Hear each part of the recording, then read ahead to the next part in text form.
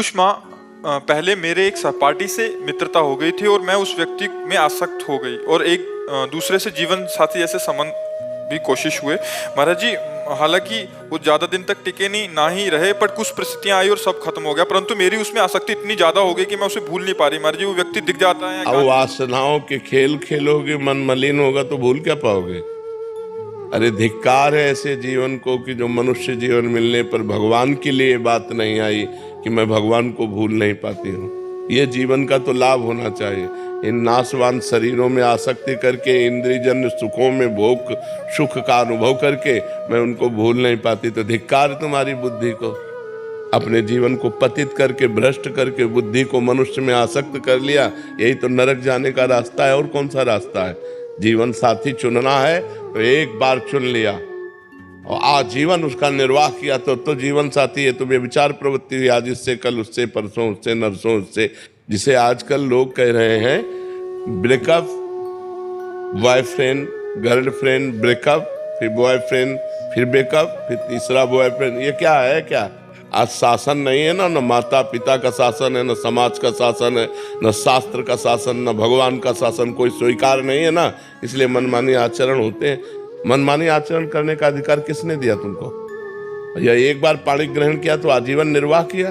अपने पर शासन नहीं, अपने धर्म को नहीं जानती हो, शरीर का बार बार अपवित्र होना, ये क्या है? मन शरीर में लगा हुआ है, मन अपवित्र हो रहा है, पाप का खजाना बन रहा है। नरक जाओ, नरक भोगो। ये दुर्लभ मनुष्य देह का क्या लाभ मिला? आजकल यही प्रवृत्ति चल रही। तुम्हारी बात नहीं बच्चा, ये आजकल प्रवृत्ति यही चल रही है।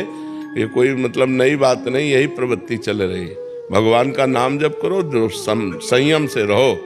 अगर स्त्री शरीर है तो किसी एक पुरुष का एक बार वरण करो, आजीवन वरण करो। छूट जाए तो ब्रह्मचर्य से रहो, आजीवन ब्रह्मचर्य रहो। ये व्यभिचार प्रवृत्ति से नरक जाने का रास्ता होता है। त्रिविधम नरकस्येदम द्वारम नाशनमात्मनः कामः क्रोधा तथा लोभा तस्मादेत्ययं त्यजेत्। ये 3 नरक के द्वार हैं, काम, क्रोध, लोभ। इन्हीं में जो फंसे हुए नरक जाना है। और क्या करना है?